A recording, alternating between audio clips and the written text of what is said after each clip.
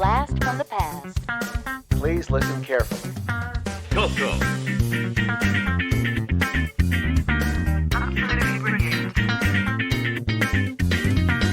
Welcome to the CoCo Crew Podcast. A delicious adventure into the world of retro computing news and information. Featuring the Tandy Color Computer. Hey, you got your CoCo 3 yet? CoCo.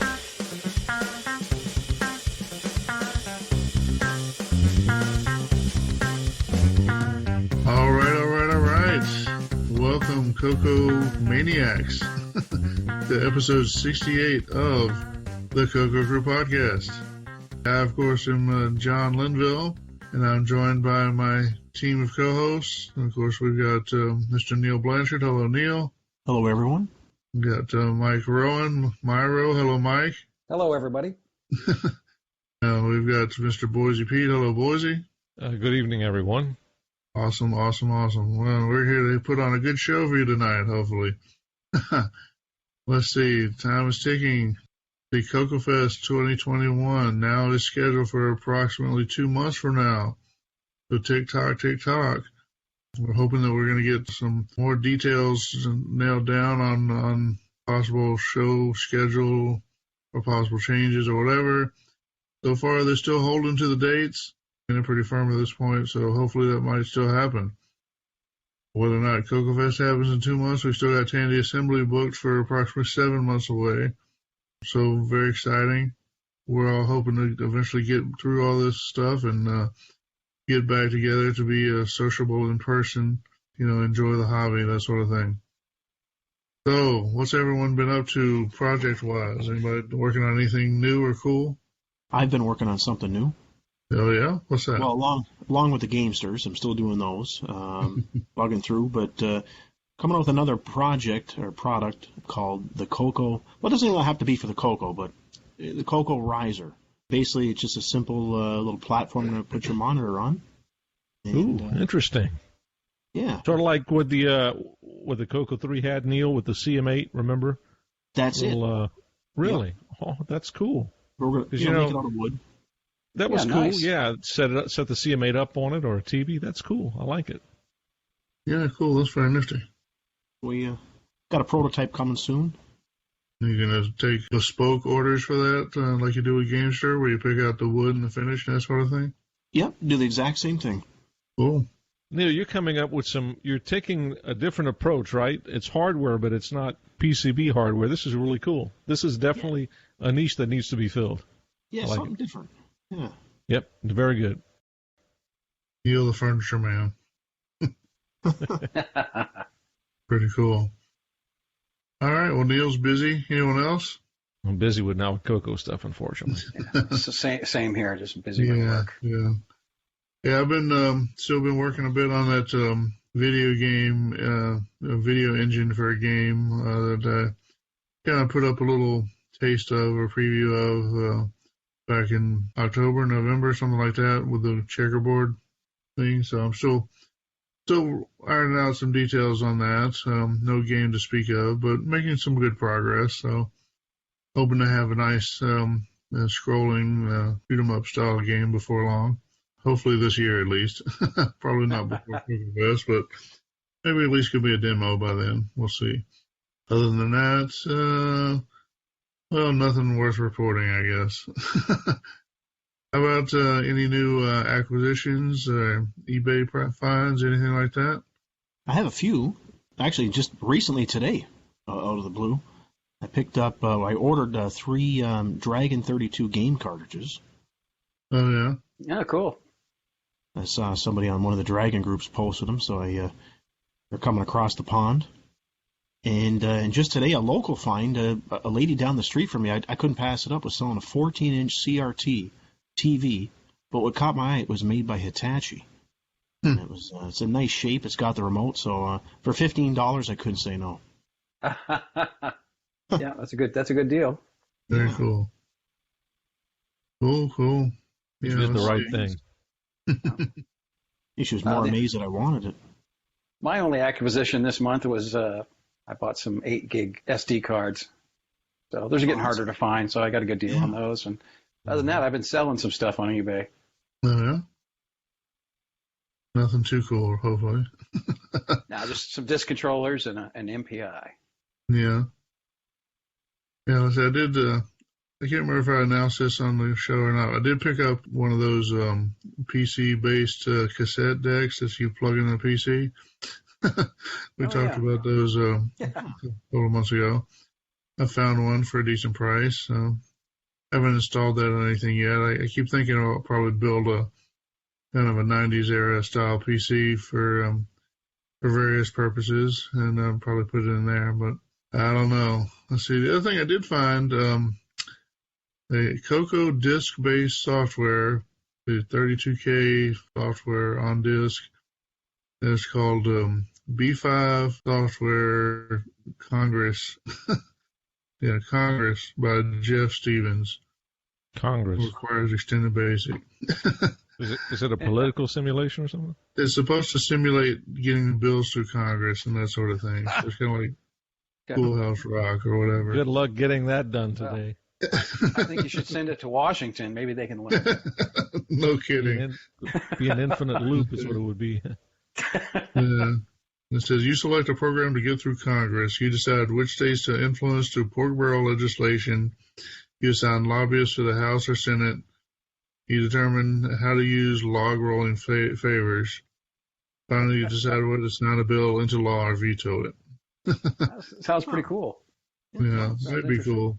Probably a boring way to spend a Saturday afternoon, but I couldn't resist. So, is this an older title or is this something new?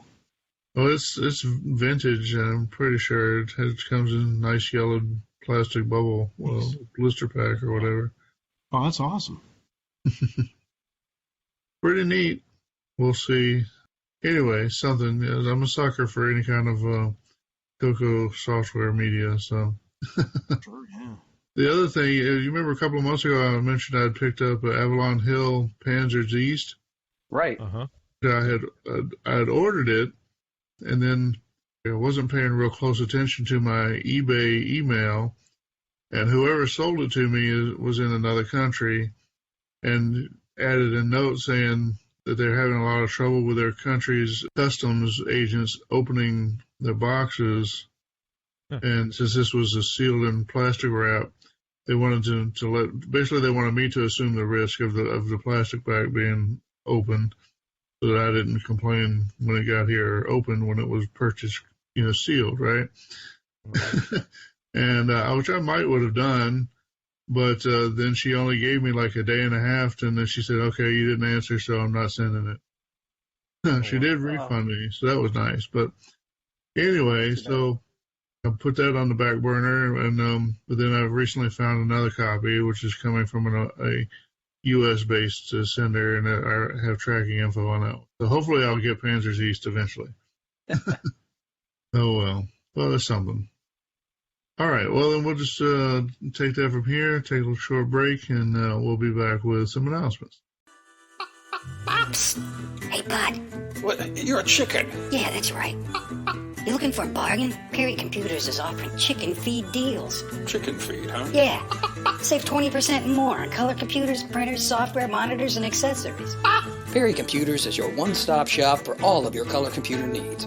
Stop paying retail prices. Make your dollar go further. See our ad in Rainbow Magazine. So, how many people know about this deal? I may have told a few friends. Perry Computers, Perry, Michigan. Is payroll processing a major hassle for your small or medium business? Introducing Option 4 Canadian payroll software from YGS. Option 4 handles all provinces and territories and makes it easy to calculate wages, duty allocations, and variable pay rates. Option 4 can be customized to work with any printer. Easily print batch checks, detailed pay stubs, and payroll reports. Option 4 automatically validates employee social insurance numbers. Maintain multiple payroll databases and rest easy knowing that all data is password protected. And the included well-organized and easy-to-follow manual will have you quickly making payroll entries. Option 4. Simply the best Canadian payroll software available for the color computer. Requires a 32K color computer with extended color basic and disk drive. Option 4 from YGS, Brecken, Ontario. All right, CoCo Cruisers, CoCo Maniacs. We're back with some announcements. You're listening to the CoCo Crew Podcast. We're available on Twitter. We haven't been canceled yet. We're available on Twitter as @CoCo Crew Podcast. That's CoCoCrewPodcast. So if you're still on Twitter and still feel free to tweet, then feel free to tweet at us, and maybe we'll be able to tweet back. Also, we are available. We have a page on Facebook called the CoCo Crew Podcast. That's 4 separate words.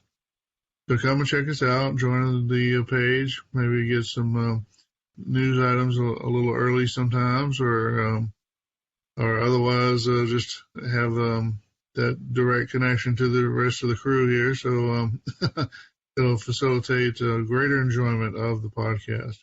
So come and find us. See, we of course are a podcast, and we're available RSS feed at CoCoCrew.org. Also, we're available on Apple Podcasts and Google Play as normal podcasts, and then we're available for streaming through Spotify, through Stitcher, and also through TuneIn, which of course is the service of Alexa. If you so choose, you can consume the podcast on YouTube. The big advantage to watching on YouTube for some would be that YouTube does a pretty good job with subtitles. So particularly if you're not a native English speaker or otherwise have trouble with the accents or any other oddness of any of our speech patterns or anything like that, subtitles on YouTube might be helpful for you. So feel free to check us out as the CoCo Crew Podcast on YouTube. Let's see, we are a member of the Throwback Network. This is a list of retro-themed podcasts. Typically, they're centered mostly around 80s culture. So it includes both technology-themed podcasts and also other 80s-era stuff.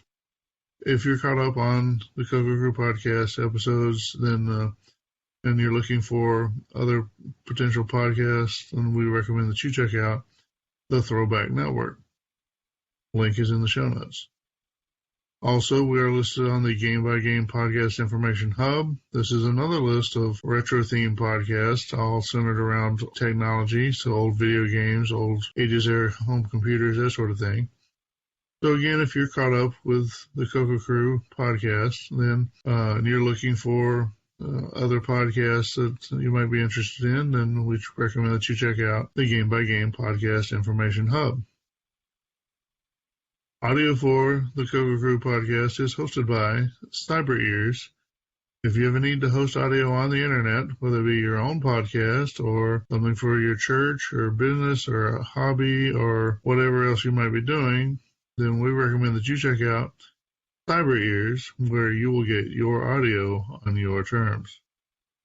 Should you wish to reach out via email to connect with any of the hosts of the CoCo Crew Podcast, then we have a few addresses set up. The first 3 will reach all of the hosts. The first one is show, SHOW, at CoCoCrew.org. That's CoCoCrew.org. We also have podcast, PODCAST, at CoCoCrew.org. And feedback, FEEDBACK, at CoCoCrew.org. If you want to reach one of the hosts individually, we also have email addresses for each of the individual hosts. I, of course, am available as John, JOHN, at CoCoCrew.org. And, of course, we've got Neil as NEIL. We've got Mike as MIKE. We've got Boise, BOISY, each at CoCoCrew.org. So if you want to reach out and touch someone via email, then all of those addresses are available to you. All right, so that is our normal slate of announcements. At this point, we'd like to announce events going on in the real world that might be of interest to our listeners. Vintage Computer Festival East 2021. This is slated for April 9th, 10th, and 11th, 2021. You may want to check out the website before you go booking anything. That's for sure. But anyway, that is slated for April 9th, 10th, and 11th of 2021. Of course, April 24th and 25th of 2021, we have CoCoFest 2021. That'll be at Elk Grove Village, Illinois, at the Holiday Inn there. Definitely hoping that this event happens. with the world of COVID being what it is, it's still a bit unpredictable. Things are changing fast in terms of what people want to do about lockdowns and all that sort of things. Could go either way at any moment. So if you're interested in CoCoFest, at least keep your eyes open and watch the Facebook group. And of course, we'll try to keep you in the loop on this podcast. We'll hope to see you there if it happens. Coming up August 7th and 8th of 2021, Vintage Computer Festival West 2021. Yeah, the stuff on the website still appears to be from 2020. It says it was virtual in 2020. I don't know if it's going to be virtual in 2021 or not. Hopefully the VCF folks will get their website updated before long, sometime between now and August. We'll let you know if we hear specifically either way. Coming up October 1st through 3rd, 2021, we have Tandy Assembly 2021. So this will be our big event in Springfield, Ohio, big Tandy event. We hope it'll be the best event of the year. We're going to do everything we can to make sure it's a good event. And so definitely want to see you there. So if you can't go anywhere else, at least get ready to find Springfield, Ohio. It'll be a great event. Fingers crossed. Yeah. So that's our whole list of events for now. Normally we'd have a few more by this time of year, I think. They'd be starting to grow. But, we all know what the world's been like the past year, so just bear with us while we rebuild this list. As other people have to announce their events, and all we can do is report what's available. Why don't we take a little break here, and then we'll be back with some news. Oh, I'm dead. But check out that high score. How did you do that? With the Gamester. It's a real arcade joystick with arcade buttons. Can I try? Sure. Wow, this has really got some weight to it. Yeah, it's made of real wood. Is this walnut? Yep. You can choose any wood or finish when you order yours. It looks great, and this joystick is amazing. It's smooth, and the buttons are great. You can choose a custom cable length, or even get a left-handed version. I'm sold. Where do I get mine? Introducing the Gamester. The Gamester is the ultimate 2-button joystick controller for your color computer, Dragon, and Tandy 1000. The Gamester features a genuine arcade-quality joystick with 2 large arcade-quality cherry switch buttons on a single surface. Every Gamester is built to order. Choose the wood for your cabinet. Choose custom paint or stain and finishes. The Gamester is designed to last a lifetime. To build yours, simply reach out to Neil Blanchard by email. Neil@CoCoCrew.org. That's NEIL@CoCoCrew.org. Experience genuine arcade controller action for all of your favorite color computer, Dragon, and Tandy 1000 computer games. For true arcade action, it's the Gamester. Since 1994, Cloud9 has been making cool stuff for your color computer. Like the Cloud9 Mini Flash, a flash cartridge for your color computer or Dragon. The Mini Flash gives you a total of 4 16K banks of flash memory. You can easily flash ROM images into any of the 4 16K banks. Store your favorite DOS ROMs and game packs on the Mini Flash. And the Mini Flash is perfect for prototyping your own ROMs without the need for an EEPROM burner. The Mini Flash comes with flash programming software and test utilities. It's preloaded with HDB-DOS for DriveWire and 2 games from Retro Tinker, CoCo Dooku and Follow CoCo, so you can use the Mini Flash immediately. The Cloud9 Mini Flash works on all color computer and Dragon models and is housed in a high-quality injection molded cartridge case. The Mini Flash, only from Cloud9. Cool stuff for your color computer. Visit cloud9tech.com for details. Okay, CoCo Maniacs. Now we're back with some news. We have a video from Mr. Jim Geary showing a little application he's written. It's called Color Code. It's a program to help you convert between resistor color codes and their values. I don't know if he's using the MC10 in this or if this is a CoCo program. If it's in BASIC, it probably runs on either one. But it's a program to help you convert between the color codes and the values. It's a useful little tool. So. Yeah, it's cool because you can either enter numbers or colors. It'll convert to numbers, so it'll do both ways. Cool. Very good, Jim. Good to stay busy. Love to see your work. So the next one, this is not really a computer story, and I just thought it was kind of interesting. article from the Atlantic, and it's how the ballpoint pen killed cursive. It talks about how, back in the day or whatever, we all had beautiful handwriting, or everyone had beautiful handwriting because of the lovely fountain pens that everyone was used to writing with. And that at some point they came up with a ballpoint pen because differences of the technology, the ink is different, and that causes differences in how you need to write or how you would comfortably hold the pen and whatever, and sort of a lament of how we've held on to this technology that is in some ways not as good as what it replaced, but we're still doing it because, I don't know. Some food for thought there, and on thoughts on the obsolescence of technology or that sort of thing. Check it out. I'm curious how many of you still use cursive. I never even write. Yeah. Well, I've printed from like fourth Truth grade. of the matter is, my handwriting has gotten worse. I mean, I literally have trouble writing now because I just don't do it anymore. Yeah, I'm in the same boat. Yeah, I stopped using cursive probably in somewhere in the 6th or 7th grade. At the time, it actually felt like my printing was easier to read. But most people tell you my handwriting is not easy to read, whatever it is. But anyway, it always made more sense to me. I do have some trouble when I do have to write with a pen. My hand does get a little sore.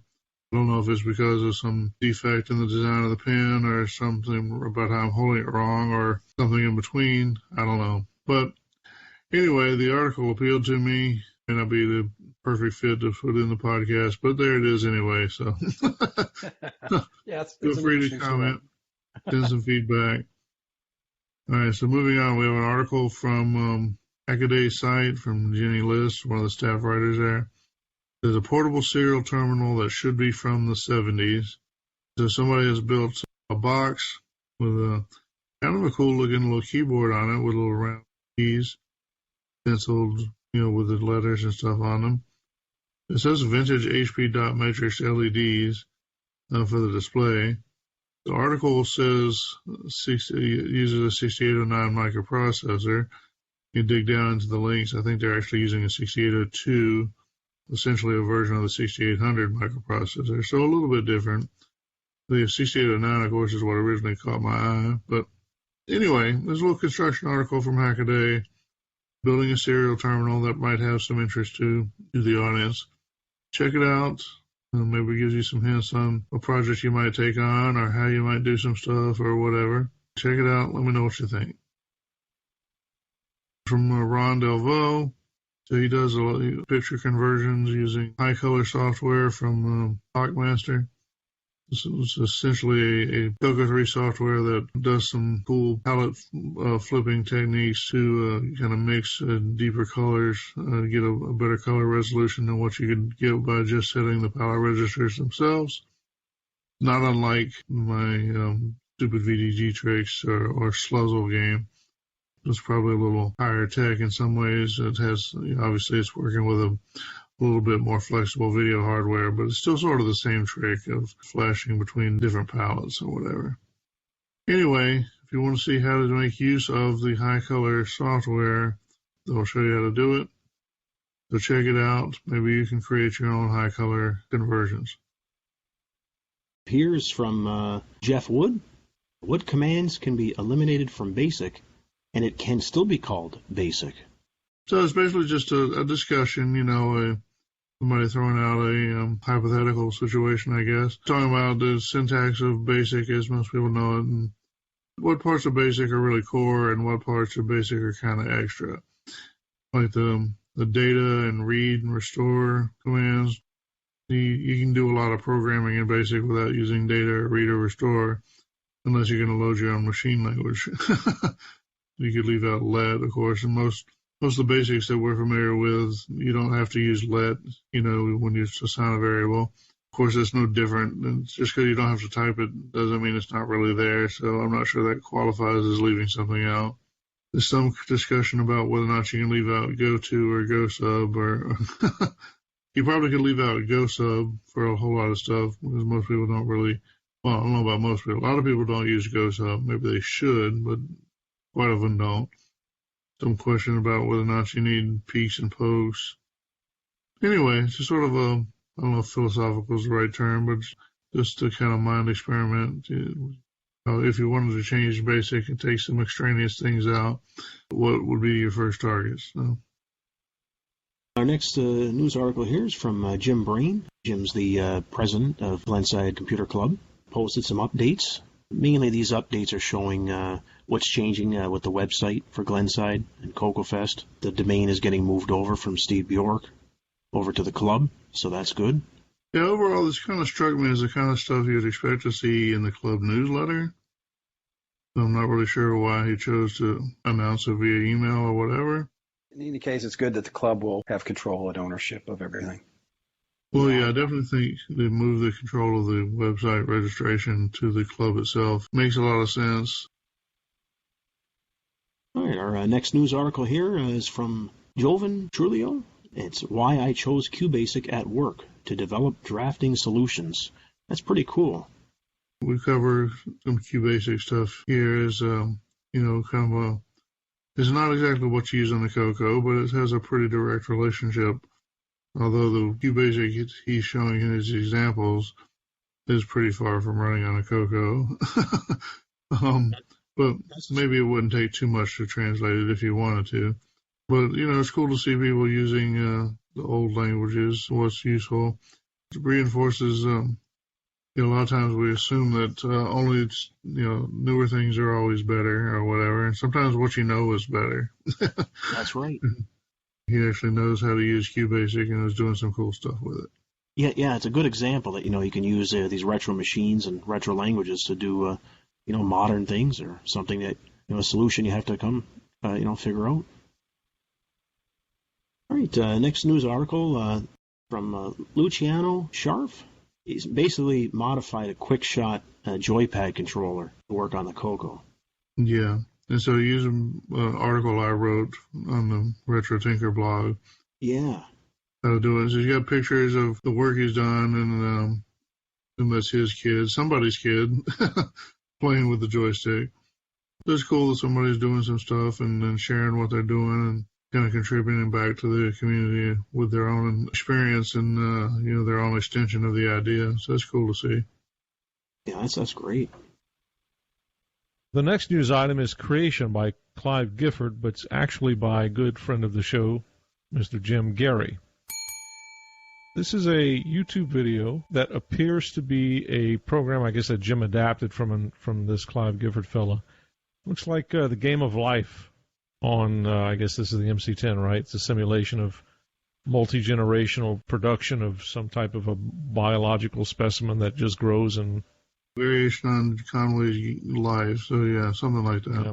Cool. That's what I like about a lot of Jim stuff is, he doesn't set out to blow your mind every time he comes out with something. Some things are small and some things are just for fun, but they're fun and can be useful and entertaining and, things to play with. I'd like to see that. The next news item is MCX32 SD file browser update version 1.1 by Darren Ottery, and also, I guess related to that, update to version 1.2 of my MCX32 SD file browser for the MCX32 SD and MC server. This is a Facebook post that Darren posted on the TRS-80 MC10 group. I don't have an MC10, so I can't speak to this, but I do know that this is some type of a DriveWire type client-server product. Yeah. The MC server is, it's certainly inspired by DriveWire, I would think, or the similar technology, shall we say. It's available with the MCX, with the MCX 128 originally, with the MCX 32. In last month's episode, we reported, I think, a bug with the MCX 32, one of the commands related to moving through the directory structure. This update addresses, the fix, which has been released since then, so that you can use the browser with the updated fix. So, just for completeness. The next news item is Real Audio Pack for the Tandy Color Computer by Nick Marentes. This is looks like an announcement. Nick is going over an audio card for the CoCo that plays MP3s. This is a YouTube video where he's doing a voiceover with looks like a slide presentation. I don't think he went into a lot of detail in the video. He did more detail in his presentation on a different show. So this is picked up from what he posted on the Facebook group. Didn't want to overlook it. May not be the fullest example of his presentation or whatever.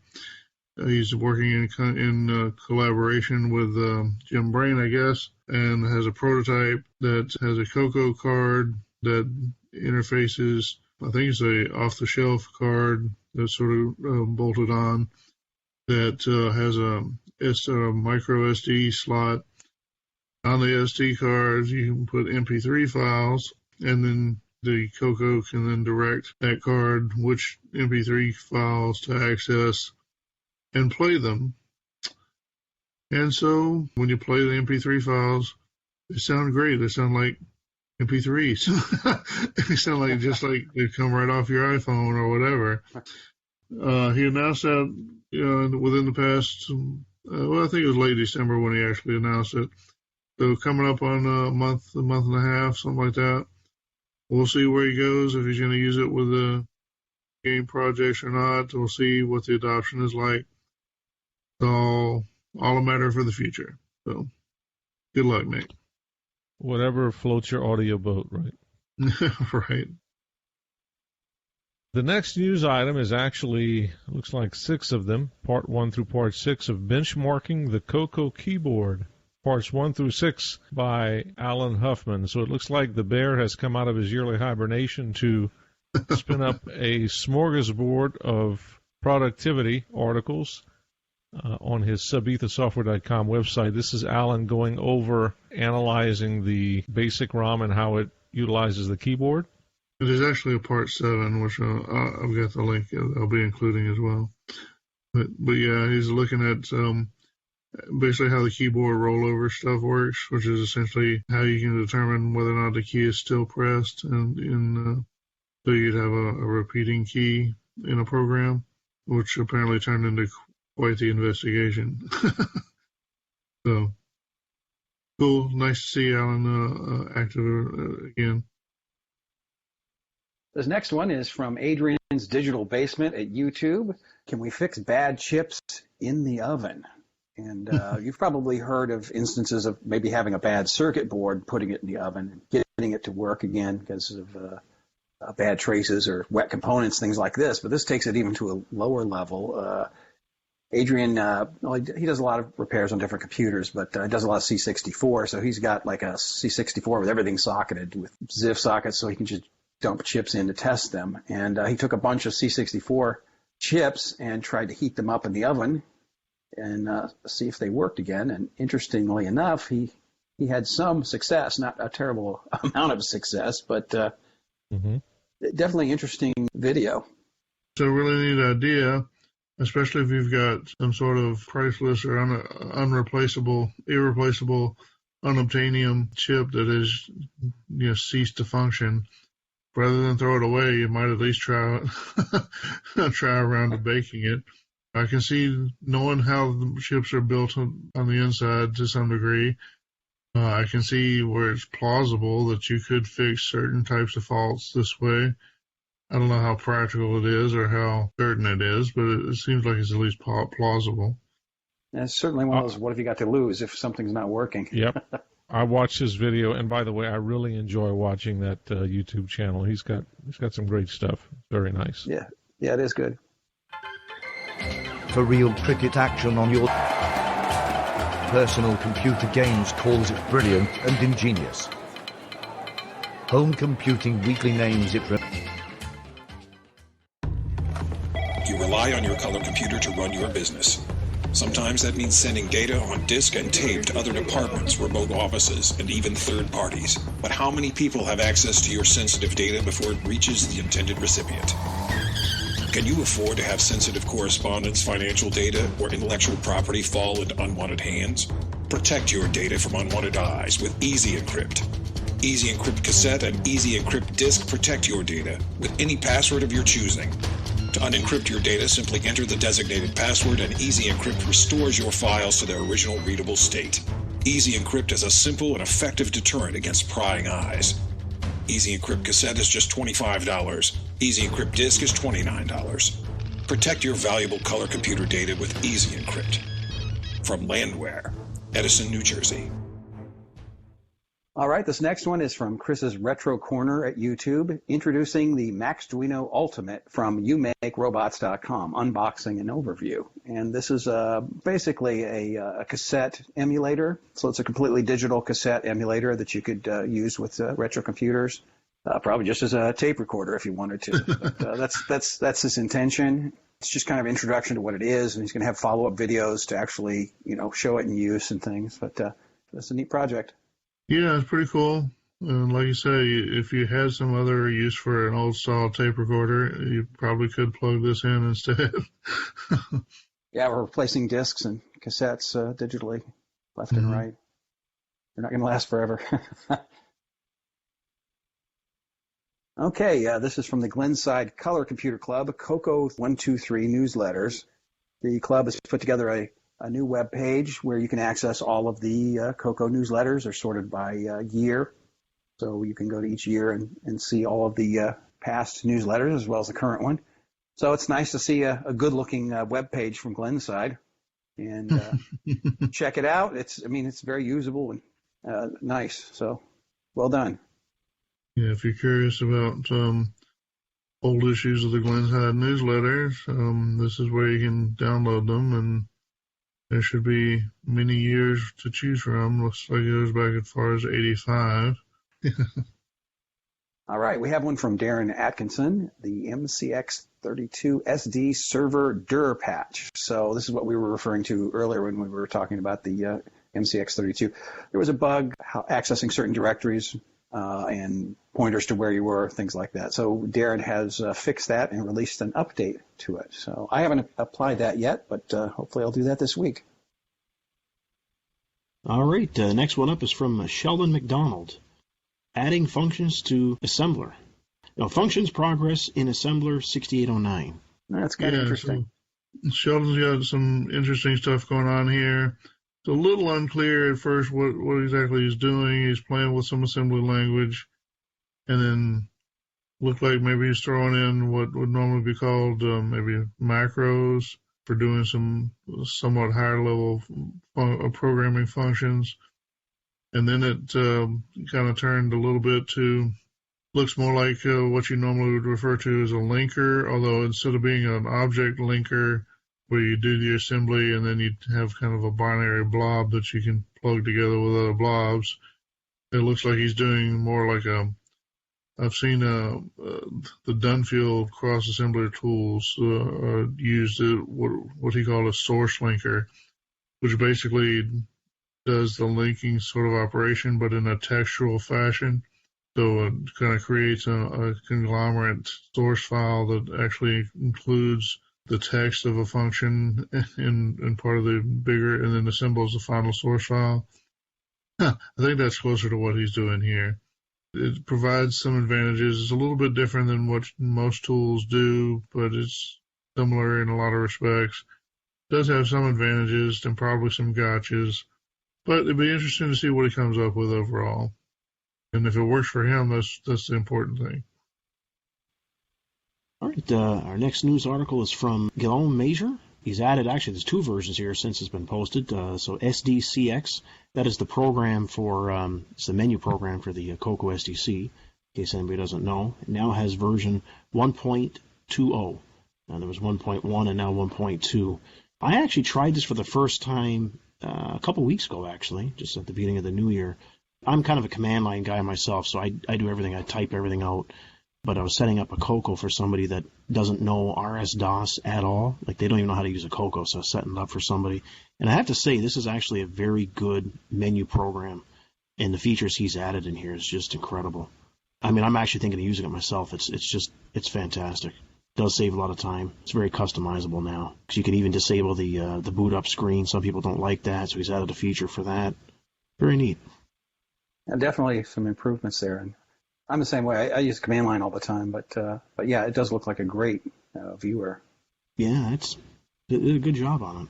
Yep. I mean, like I say, it certainly has its audience, and a lot of people use it, and some people recommend it to the point of, well, why bother to learn RS-DOS at all kind of attitude.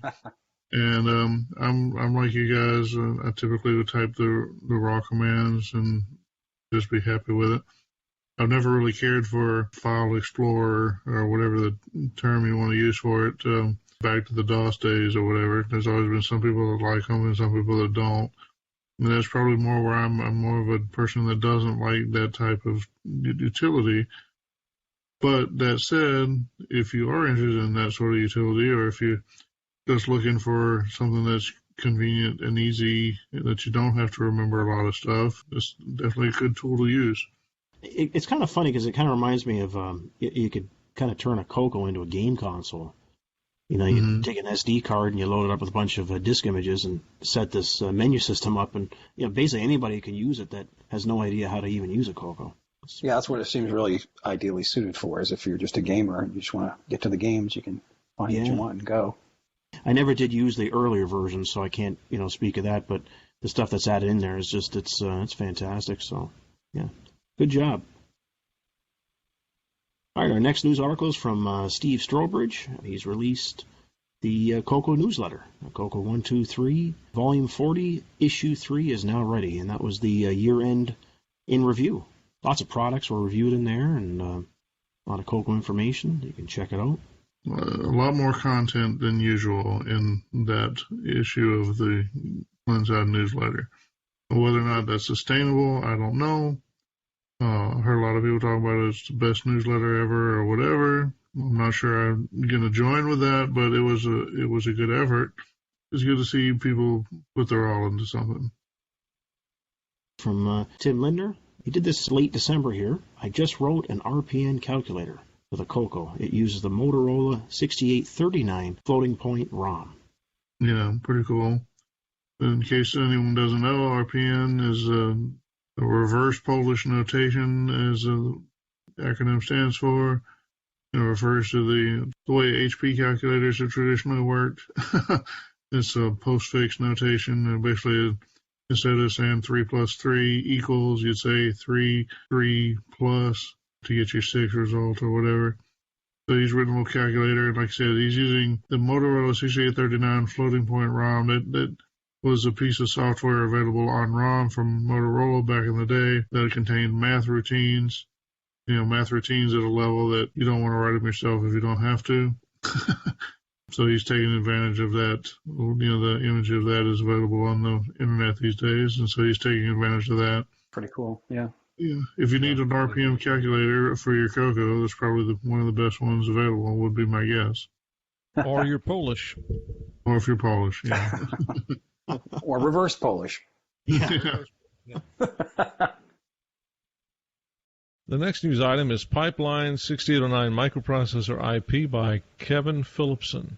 This is a link to a YouTube video where Kevin is discussing, it's actually his master's thesis that he's working on, where he's doing a 6809 microprocessor implementation in an FPGA.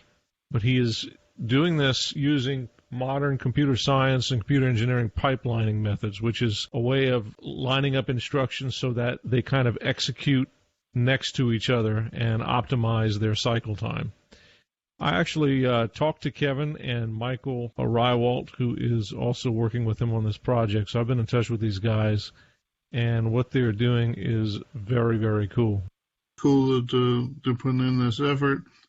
I'm not sure I have the same level of faith in the the feasibility there that they obviously have.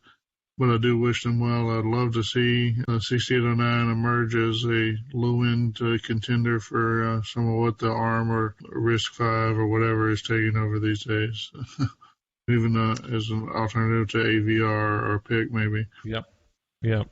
Certainly interesting work. The next news item is we're all at the mercy of this decades-old programming language, but we've been thinking about it all wrong.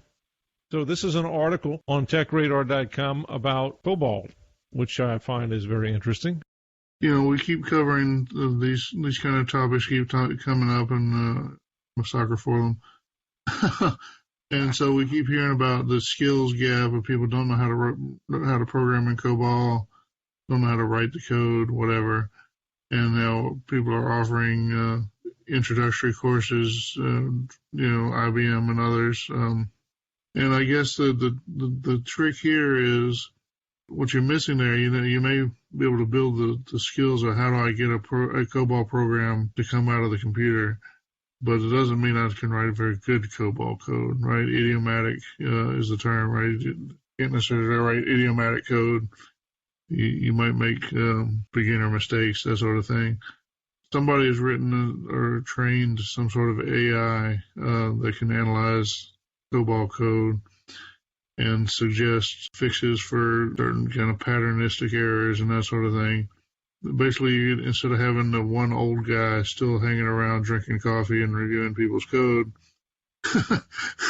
you could have all the new guys write their COBOL programs and then submit them off to the AI, and the AI will review the code and then spit it back with, no, you've got this off by one error here, and you've got your leaking memory there, or, whatever kind of errors you get when you program in COBOL. I think that's the gist of the article, is that you've got this AI that can now analyze COBOL code, and it's going to save us all. Code reviews will never be the same. Yeah.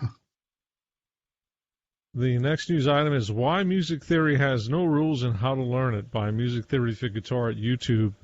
Something tells me this is just timely and prescient, John, for you. Yeah, I've still got my chip on my shoulder about music theory. And a lot of people want to claim that either they know or somebody they know knows music theory, and you should just give up and not even try to deal with anything musical because you don't know. This guy in particular kind of goes on a lot of people think of music theory as a set of proscriptive rules. Like if you just do this, your music will turn out good, or don't do this because that'll make your music turn out bad. And then a lot of other people kind of avoid that and say, well, music theory is more about analyzing existing works. And so then he says those rules are descriptive. He goes on and said, well, yeah, there's some of both, but the point of music theory is not to be either proscriptive or descriptive, that the point of music theory is to be constructive. And so it's not that if you follow all the rules, you won't write any bad music, or that if you follow all the rules, you'll only write good music. It's you can't really do that for either case. But that if you learn some of these rules or examples or why the things have worked or whatever, that it becomes more like a toolkit that you can use to make better music yourself later on. And I kind of like that theory better. That's pretty decent. It's worth watching. I mean, as a musician, I think this is probably the most cogent definition and description of music theory that I've run into. So, I think it gets it right. All right, the next news item, well, again, we have 4 parts, 1 through 4, Exploring Atari VCS 2600 Adventure by Alan Huffman. Again, this is part of the Blitzkrieg that Alan is putting out of productive articles. This one focusing on the Atari VCS 2600 and I guess how the adventure game was constructed. Well, so, there's talks and what out in the world by the author of Atari Adventure. Warren Robinett. Warren Robinett, exactly. At least one of them is fairly technically detailed, considering it's a talk given, 30 years later to a different audience or whatever. But he goes through some technical details of how the game works and whatever. Here, Alan appears to be going through some of the ROM binaries from the Atari and use some of the descriptions of how things are constructed in there, to then extract graphics in particular from that so that he can then recreate them on CoCo, I think. It's either CoCo or an MC10. Anyway, so it's his little adventure dealing with that. It shows where he's extracting some of the graphics and rebuilding like the castle and that sort of stuff. it's kind of like a computer archaeology sort of thing. So, Yep. kind of neat. Check it out. Pretty cool. The color computer is a great big hit. For home or business, it's a perfect fit. Candy CoCo, composite video and RGB, or hook it up to a color TV. Candy CoCo, exciting games on program packs, a fun way for the family to relax. Candy CoCo, add a printer and a disk drive too, educational for me and you. Candy CoCo, Candy CoCo, Candy CoCo, 12K, Candy CoCo, Candy CoCo, Candy CoCo. Looking to start your own bulletin board system? Then you want Tubbs, version 2.4 for the CoCo 3. Tubbs is the Tandy user's BBS. It's RS-DOS based, fast, and user-friendly. Up to 32 sysop configurable menus and SIGs, X modem and ASCII transfers, voting booth with up to 9 topics, Birkenberg hard drive support, and much more. Tubbs requires a 128K CoCo with 1 or more disk drives and an auto-answer modem. It's just $49.95. To order, send check or money order to Brian Stetch, Saline, Michigan, or contact us on our BBS, The Falcon's Lair. Find our number in this month's CoCo Clip magazine. Happy BBSing, CoCo fans. We have another one from Mr. Jim Gary. It's AHA, or AHHA, which stands for Another Haunted House Adventure. So this is an adventure game, a haunted house adventure game for the MC10. Looks pretty cool. Check it out. And here's one from Bill Pierce. Happy New Year. We're celebrating with a new release for VCC 2.1.0 Charlie. So if you're a VCC fan, there's been some additions, CPU controls with the F3 and F4 keys. There's a key bug fix. You can remember the screen size, so when it starts, it'll come up with the screen size you like. Here's a nice addition. It's got the Game Master cart. So they've added John's Game Master cart. That's awesome. Yeah. There's a border color bug that was fixed, and he's got an improved manual. So VCC continues to develop. Good job, Bill. Yep, definitely very nice. All right, this next one is from L. Curtis Boyle. Bill Noble and I are proud to announce the initial release of Nitrous 9 Ease of Use EOU, Beta 6. So another release of Nitrous 9 EOU. In this version, in this release, they've included some more programs like MV Canvas, which is a graphics program under OS 9, a game called Gem Quest, Home Publisher, 7 Homebrew Sierra games, some new swap boot utilities, also some new coding, the new DCC compiler, and the new Cisco that lets you configure your boot up by simply editing a text file rather than remaking your boot file. So that's pretty cool. You've got the link here, and you can go check it out. Oh, very cool. And we have one from Thomas Winkler. A new, cheap, and good solution for CoCo 3 RGB to HDMI solution is coming up. Is this the same person who did it for the Amiga, or is this someone that's just taking the idea? I think it's the same project. I don't know. So, right. So this recently it's a Raspberry Pi, which has a built-in HDMI port for it, and wrote some software on it, interfaced it initially to an Amiga, which has a similar kind of video, not identical, but same in principle. And they were able to write code to basically eavesdrop on the video from the Amiga and output it to an HDMI monitor through the Raspberry Pi. So based on that, they're developing one for the CoCo 3. So you'll be able to hook the CoCo 3 RGB into it and drive an HDMI monitor. So that's good news, and it does seem like a good, cheap way to do it. So look forward to seeing the results of that. Cool. My next item here comes from Blue Glow Electronics on YouTube. The video, 6 common mistakes made when recapping vintage electronics. So this is kind of a little bugbear of this group. I think we kind of go back and forth on whether or not recapping is automatically a good idea. I think most of us are against automatically recapping, although once in a while it can be helpful in some electronics projects. Certainly arcade monitors, I'm probably closer to the go ahead and recap them. But I've seen a lot of people damage CoCos with the trying to automatically recap when they don't actually know what they're doing with soldering. They end up destroying their boards, that sort of thing. think I watched the video too long ago to remember all the details. It's probably a good thing to watch to get some idea of the possible mistakes. Certainly things like replacing the caps with the wrong polarity would be one for sure, and maybe even replacing them with the wrong types of capacitors. I noticed part of the video was playing in the background. They mentioned that sometimes what you think is, the guts of a capacitor that's oozed out is really just glue that was put there when the board was manufactured to keep the cap from flopping around. So it's not necessarily leaking all over the board just because there's something brown and crusty around the bottom. I think the biggest good piece of information in there is don't replace all the caps at once. Replace a couple, power it up, make sure it's working, then continue on to the stages. Point. Yeah, I mean, just ripping everything out and then saying, oh, it doesn't work. Well, where did you screw it up? Exactly. So anyway, before you set off on electronics repair on precious vintage hardware, especially CoCo 3s, make sure you know what you're doing, particularly with the soldering part, because that can do a lot of damage if you're not careful. Yeah, we tend to lean on if it ain't broke, don't fix it. Exactly. All right, so moving on. The poster here for this YouTube video is Vida, V-I-D-E, Vida Malban, M-A-L-B-A-N. I don't know if that's the person's real name or not. I don't know who it is. But one thing they've got here is it's a new Vectrex game.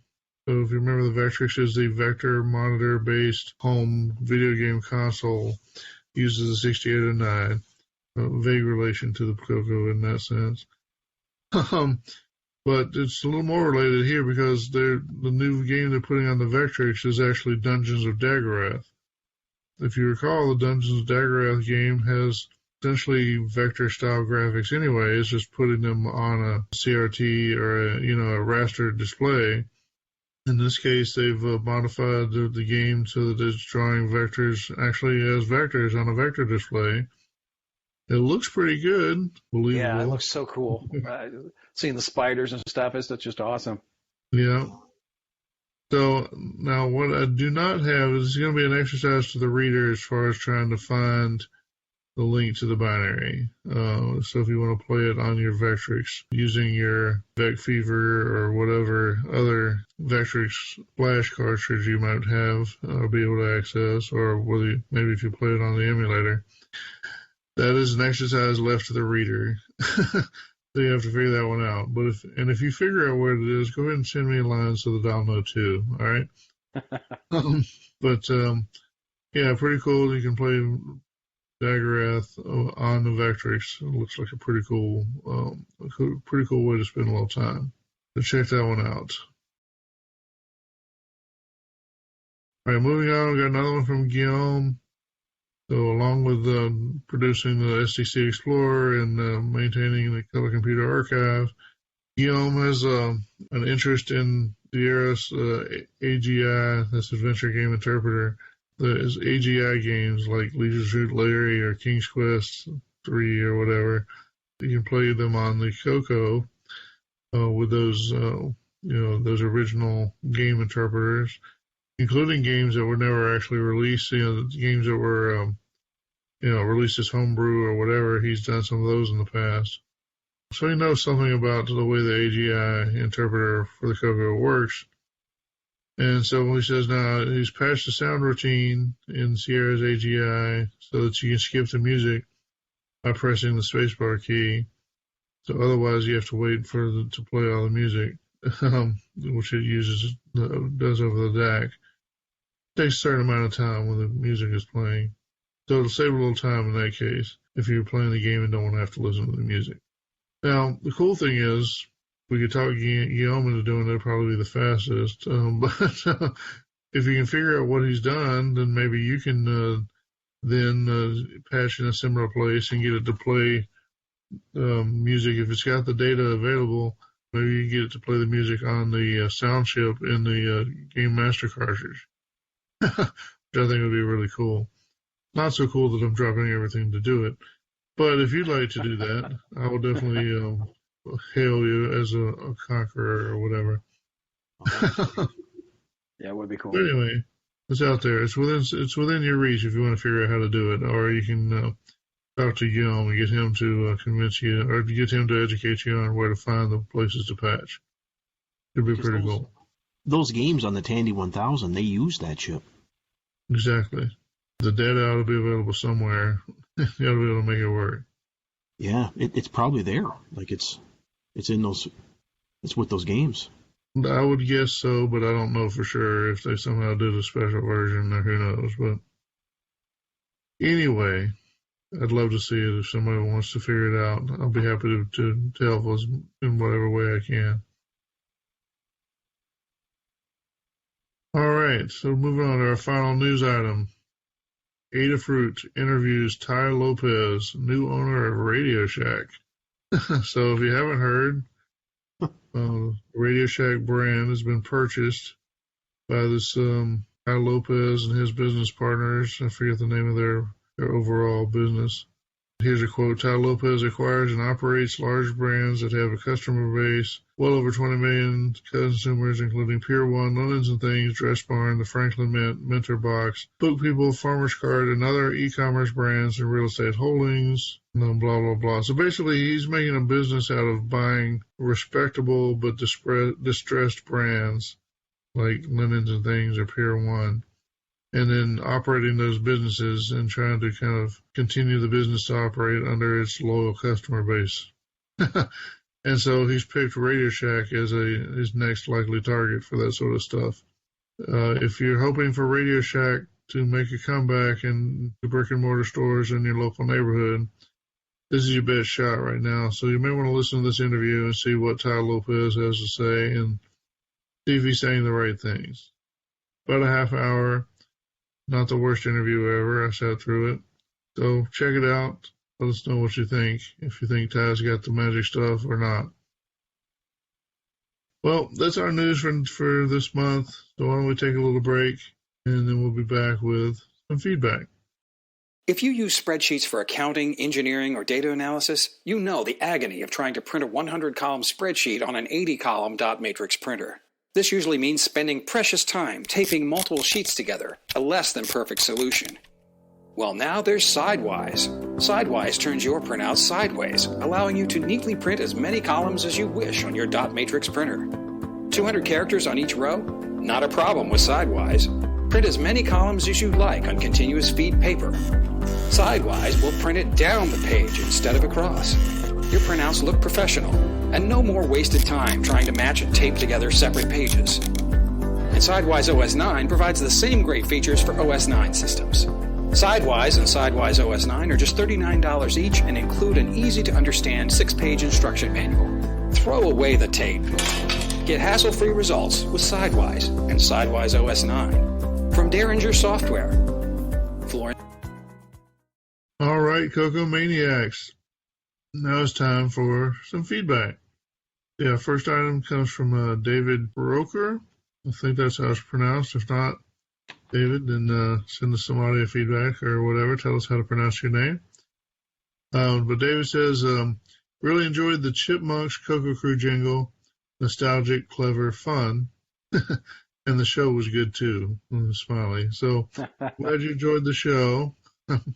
Extra glad that you enjoyed Mike's creativeness with the jingle. That's a tradition we run at Christmas, so yeah. So that's what we're here, is to have some fun. So love to hear that you're enjoying the show. Definitely. Yeah, thanks. All right, so moving on. Got feedback from George Phillips. There's a Double Dabble. That was the subject of the tech segment last month. Double Dabble can be used as the basis for converting binary numbers into ASCII. Yes, indeed. Very good for that. I'm glad you're paying attention, George. Thanks for the feedback. Good to know someone's out there listening. All right, here's one from Blake Douglas. Blake says, good show. Excellent interview with Chris. And it's, of course, Chris Burke, one of the highly accomplished people from the past of the CoCo. One of the few, or not one of the few, but one that's actually worth talking to. And thank you, Blake. I'm glad you enjoyed hearing from Chris. And then, of course, from Robert Allen Murphy, another great show, guys. So, cool. Thanks, Robert. Good to hear from you. So I think we'll just end the feedback segment there. We'll take another little break, and then we'll be back with host discussion. This month in CoCo History. Welcome to This Month in CoCo History, where we explore events in the life of our favorite home computer. I'm Boise Pete, and this month we reach back 28 years to the January 1993 issue of a CoCo subscription service dedicated to the adventurer in all of us. Adventure Survivors was a monthly newsletter that focused on the adventure gamer. Each line-filled printer issue was filled with stellar adventure game reviews, solutions, maps, and hints and tips. The 6 pages of the January 1993 issue featured maps and solution sets for the graphic adventure Hall of the King 2, as well as To Preserve Quandic. A swap shop featured games for sale from subscribers and ran the gamut from The Great CoCo Theft and The Atlanta Mystery to Atlantis, Kingdom of Bashan, and Alcatraz. Back issues going all the way back to August 1990 were listed, focusing on titles like Dungeons of Daggerth, Lansford Mansion, Pyramid 2000, and Keys of the Wizard. Adventure Survivors was the brainchild of Lindley and Nan Padgett of Peachtree, Georgia. Both Lindley and Nan were regular attendees at the various Atlanta CoCo Fests in the early to mid-1990s. Their fest booth was a ubiquitous fixture that contained a panoply of back issues and friendly advice on besting the most arduous CoCo adventure game. Sadly, Nan passed in 2017 at the age of 77, followed by Lindley 1 year later at the age of 87. And although they are no longer with us, their entire body of work, back issues of Adventure Survivors, continues to live on ColorComputerArchive.com. And that's This Month in CoCo History. Introducing the hottest new program for your CoCo 3, Window Master from Circomp. Window Master allows you to incorporate commands in your basic programs to easily create point-and-click elements, like windows, pull-down menus, buttons, icons, edit fields, and mouse functions. Window Basics' enhanced full-screen editor makes writing programs easier than ever. Window Master takes full advantage of the CoCo 3's high-resolution graphics modes with up to 16 colors. Easily combine text and graphics on the same screen. And Window Master supports 5 different character fonts, each with 54 different sizes. And most existing basic and machine language programs are compatible with Window Master. Window Master requires a CoCo 3 512K recommended with 1 disk drive, high-res interface, and joystick or mouse. It comes with complete detailed documentation for just $79.95. Realize the full potential of your CoCo 3 with Window Master from Circomp, Las Vegas, Nevada. All right, CoCo Maniacs, welcome back to our host discussion. So our topic for discussion this month, does ease of use matter for hobbyists? And so what I mean is, when you go and you plop down several hundred or a couple $1,000s on a brand new electronics item or a brand new computer or whatever, you can see where ease of use is an important thing as a consumer. You just want to use your new appliance or whatever it is. And so I'm sympathetic to it needs to be easy to use. Do that. When it comes to CoCo in particular, any sort of computer hobby, for me, it's part of the hobby is the learning and the mastery of the skill set, and knowing how to do cool stuff with the machine.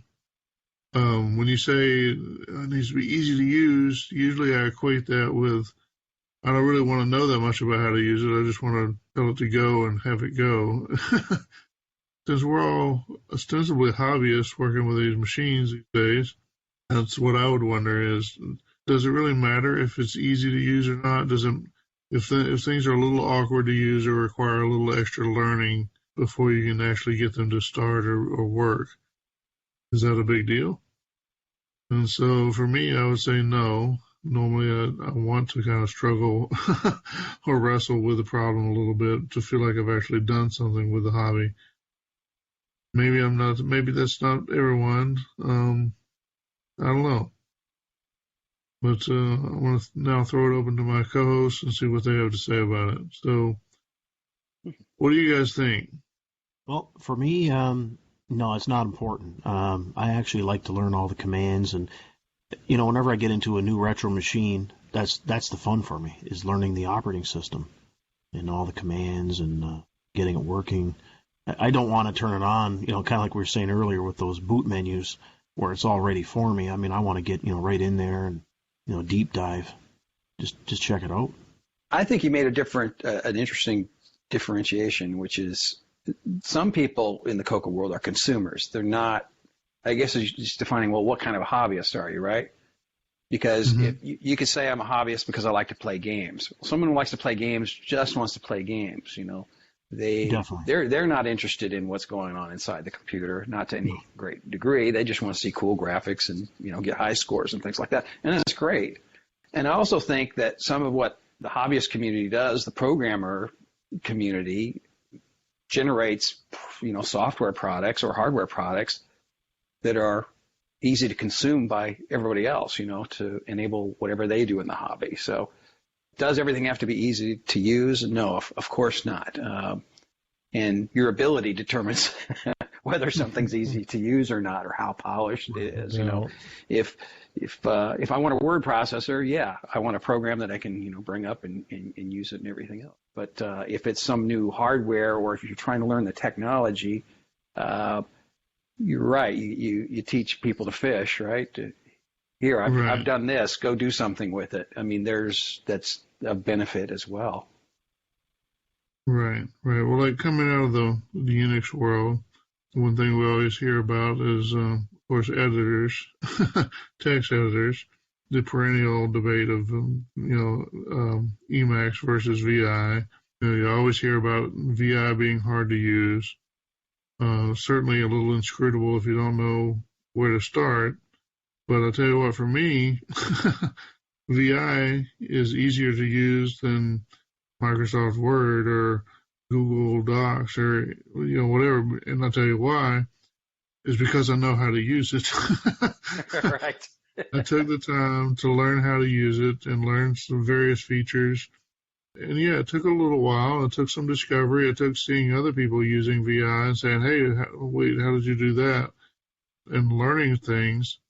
At this point, I mean, my fingers probably know VI more than my brain does. I hardly ever even think about how to do things in VI. It just, or Vim, they just happen, right? I just do. They said, oh, I need that buffer to copy. I need to yank it over here and then paste it back over there. And I'm going to do this search and replace or whatever. It's just automatic. But it's because I know how to use it. And I don't have to go looking for any kind of funky menu. I don't have to reach for the mouse or whatever, that sort of thing.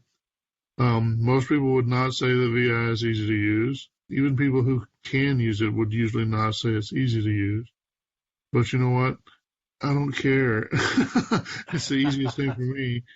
If I sit down to use a computer, if I need to edit a text file, I want to use VI because that's what I know how to do. And to be honest, when I do something cool in VI, it does make me feel like I'm a wizard. And so I enjoy feeling like a wizard. When I sit down at the CoCo to do something, if I start writing assembly language for the CoCo, I'm looking to feel like a wizard. I'm not looking to paste together, whatever pre-canned solutions or whatever that somebody might have for me.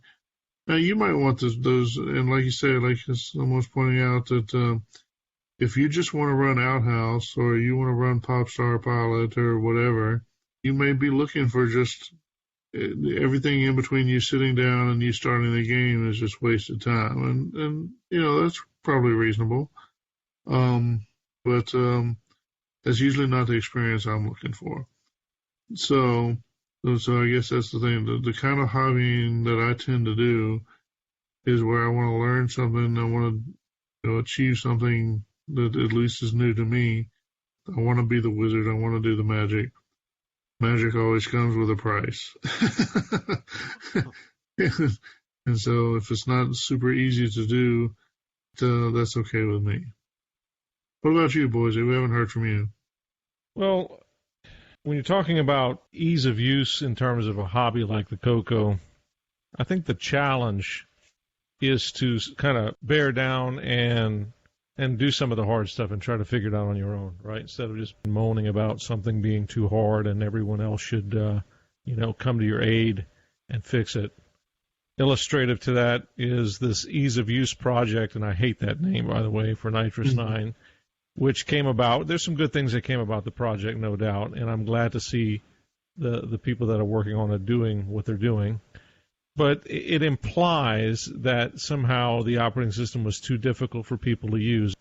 I'll call BS on something like that. Then you should be able to figure an operating system out and not complain about it and just enjoy it for what it is. So, in general, I think you take what is part of the hobby and you improve upon it and you do it in a way that you try to learn from it. Don't expect people to just, come to your aid because you think it's too difficult. Knuckle down, figure it out. That's part of learning. That's part of the excitement of the kind of stuff we do. And another thing to realize is that we have it made easy these days with the kind of computers we have and the operating systems and the tools. It wasn't the case back 25, 35 years ago, right, when software was being created on the very machines that we're playing with today, the CoCo and that type of stuff, and the tools are running on systems of similar vintage. So that's my take on it. I think that, ease of use, well, you know what, just do it. Just figure it out, make it work, make it happen, learn from it, and enjoy the ride. That's right.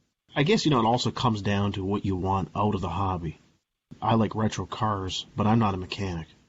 And I'm not about to become a mechanic. I don't want to get involved in that. I just enjoy driving some of these, 80s cars.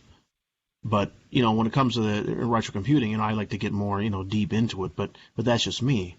Maybe somebody just wants to play some games on these old machines and, call it a day. That's their prerogative, I guess it just comes down to what you want to do with it. Yeah. Bringing it back to the car hobby again. Very few people, from what I've known or from what I've seen, most people are not looking to pick up their classic muscle car with an automatic transmission. And they might be happy if they find one.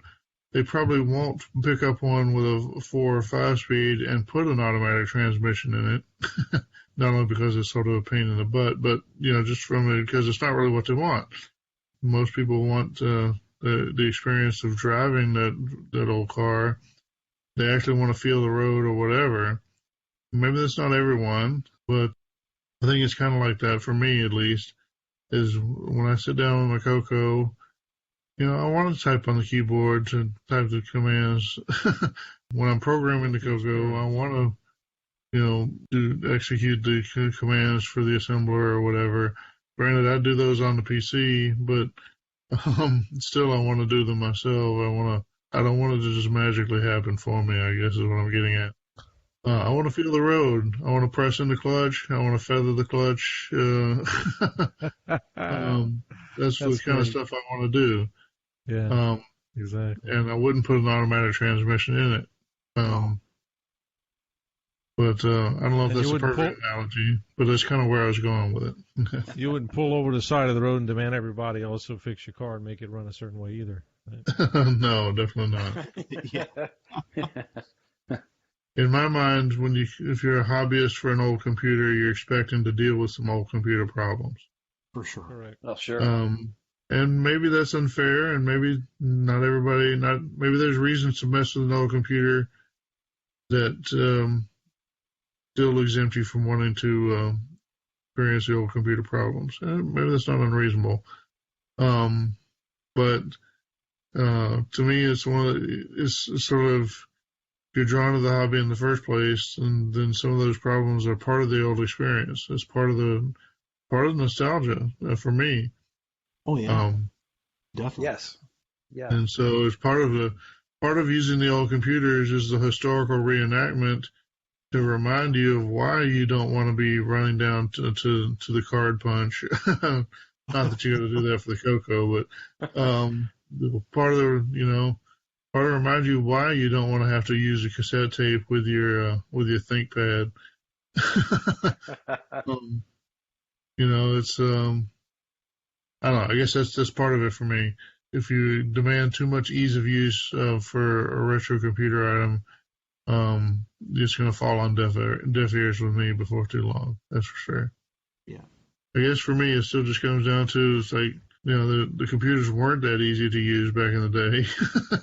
So it's sort of part of the nostalgia to be able to get something done, even though they're not that easy. It's sort of overcoming the lack of ease or the difficulty was part of the experience for me.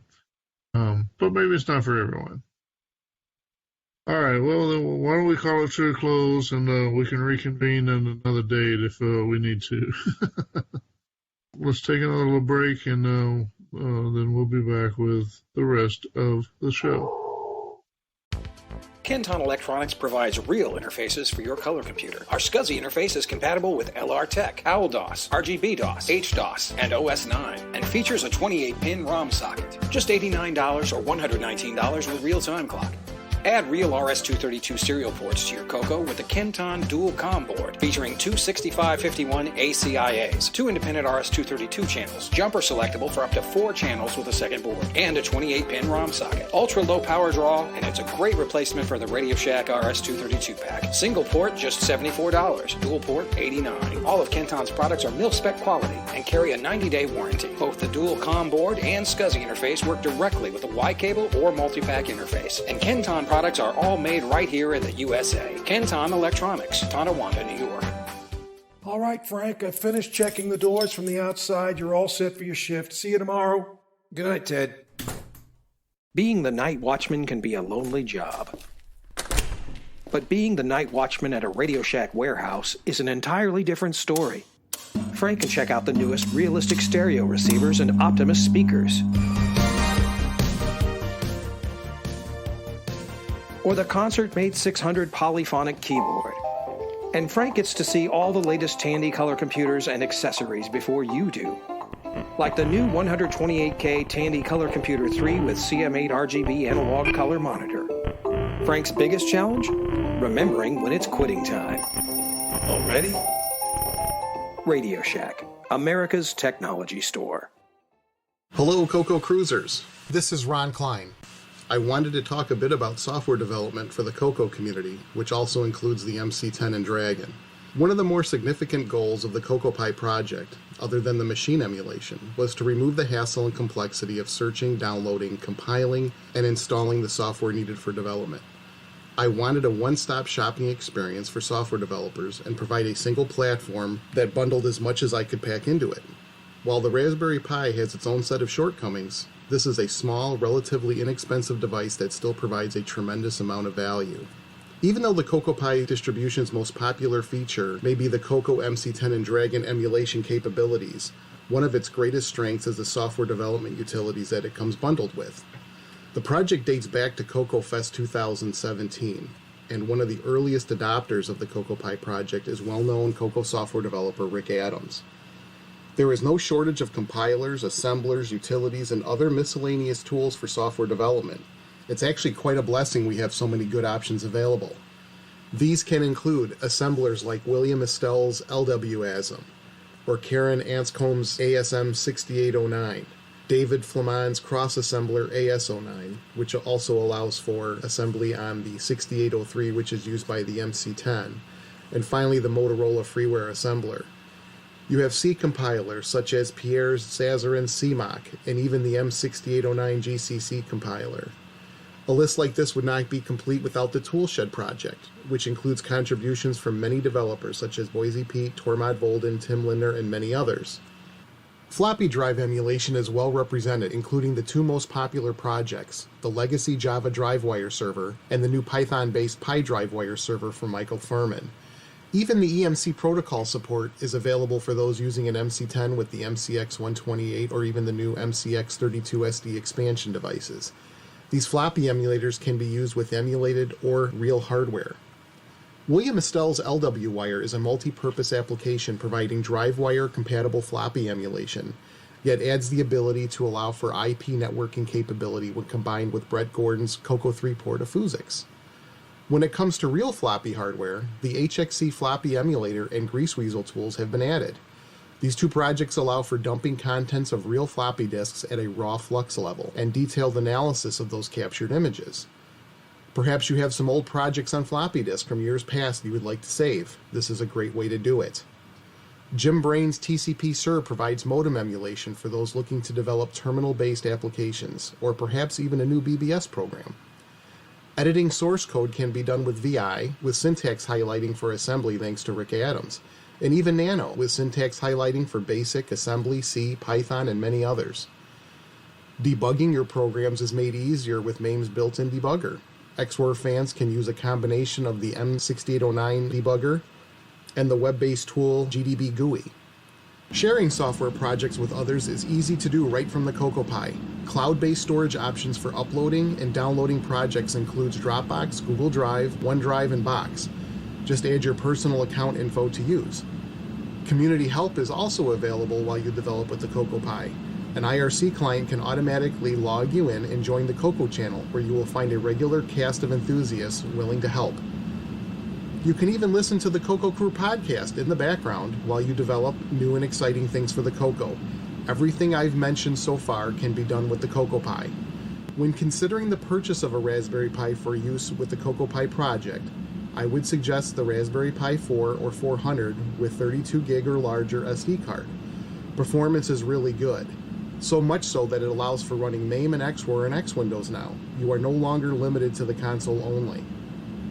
Well, that's all for now. I would like to thank all the creators of these software development tools and utilities and for sharing them with our community. I hope you've enjoyed this segment, and please let us know if there's any interest in deeper dives of any of the projects, applications, tools, or utilities mentioned. Thank you. Ladies and gentlemen, we have a special guest in the studio with us today, the world-famous Blaise Pascal. Mr. Pascal, thank you so much for joining us today. Tous les plaisirs est pour moi. I'm so sorry, the pleasure is all mine. So, is it true that you invented one of the first digital calculators? Ah yes, the Pascaline. My father was a tax collector and he needed a faster way to make the necessary calculations. Don't get me started on French monetary structure. No me mon. And you are also well known for your inventions such as the syringe and the hydraulic press. Yes, you embarrass me, of course.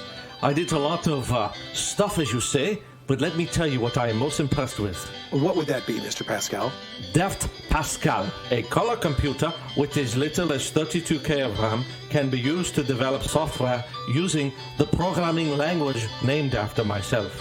I'm not following you. Pascal Workbench provides a complete development environment for your color computer. Edit your Pascal source code, compile it, and then run it. C'est très facile. Don't forget the excellent debugger. You can set breakpoints, examine variables and memory locations. You can even singly step through your code. Très bon. That is impressive. Oui, very impressive. Well, folks, there you have it. Pascal on Pascal. Pardon? Are these donuts for anyone? Sure, help yourself. Where are you off to next, Mr. Pascal? I have spent much time studying probable outcomes. Time for some applied science. I'm headed to Vegas, baby. Time to redefine Pascal's wager. Deft Pascal for the TRS-80 color computer.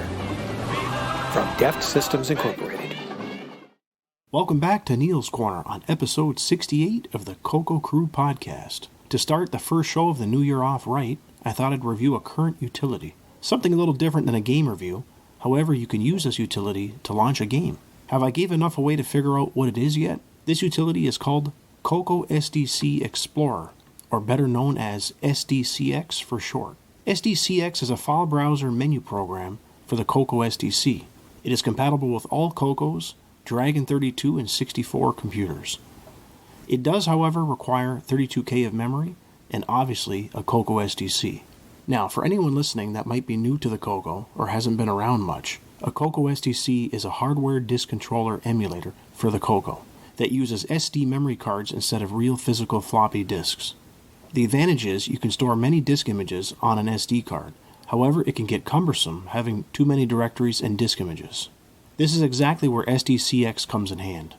SDCX was coded by Guillaume Major, and is based on Sidekick by Louis Antoniosi. The latest versions have graphics and animation on boot up that was done by Errico Patricio Monterio. I really hope I pronounced your name right. Although SDCX came out in late 2016 and has had over 20 versions released, I must admit I hadn't tried it until a few weeks ago. I've always been a command prompt guy and don't mind typing. However, what prompted me to use it was a friend of mine wanted to get her first CoCo, but she has never owned or used a CoCo before. She wanted to get up and running and also have it accessible for her children to enjoy as well, without having to learn a bunch of commands right away. I was pleasantly surprised at how useful and easy this program is. Installation is a breeze. All you have to do is copy the SDCX.DSK program onto the root of your SD card and rename it to SDCEXP.DSK. This will allow SDCX to auto-execute on startup. Once it loads on PowerUp, it'll automatically search all your directories for DSK images and display them as a menu for you to easily navigate through.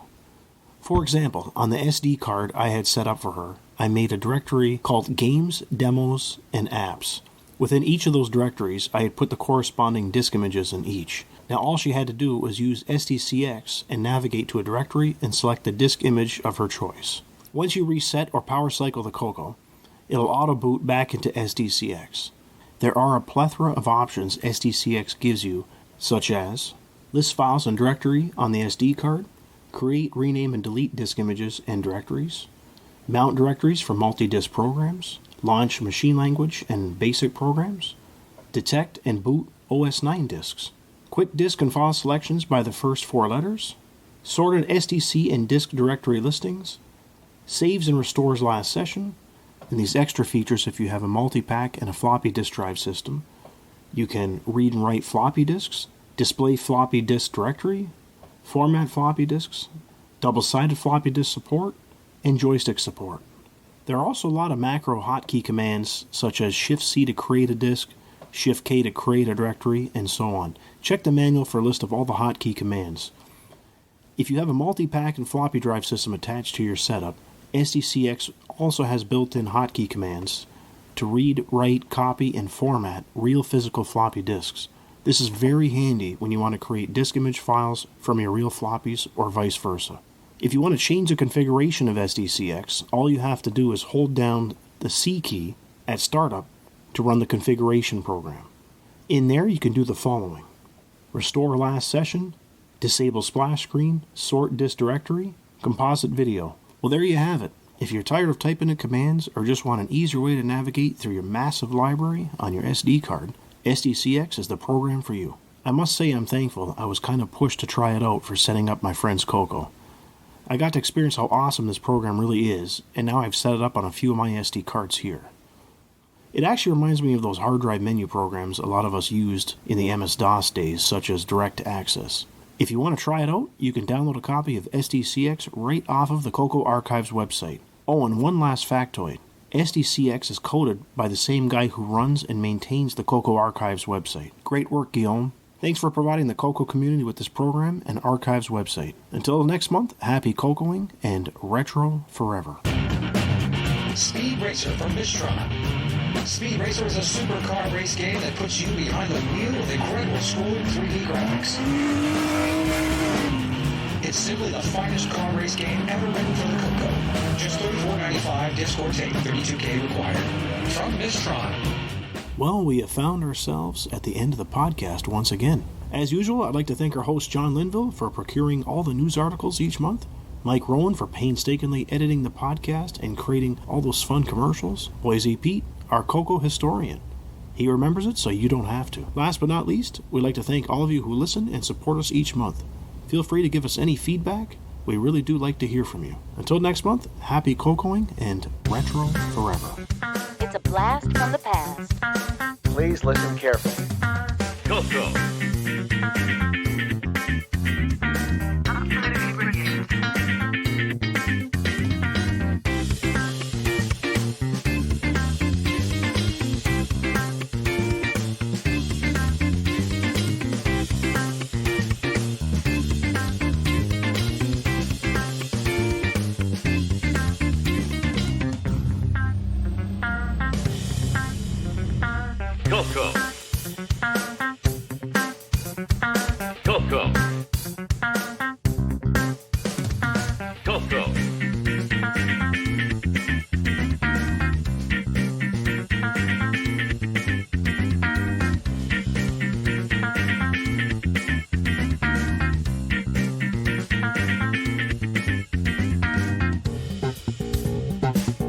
like there's no tomorrow.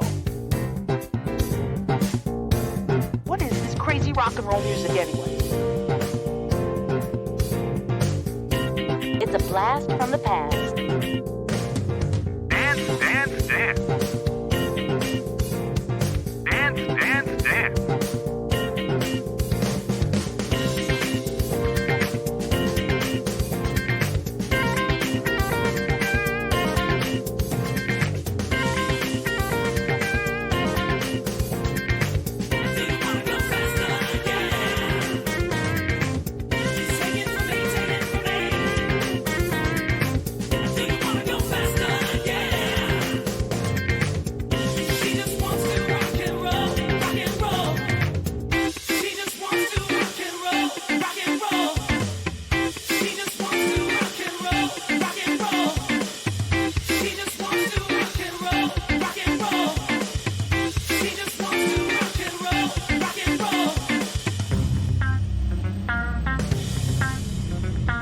CoCo.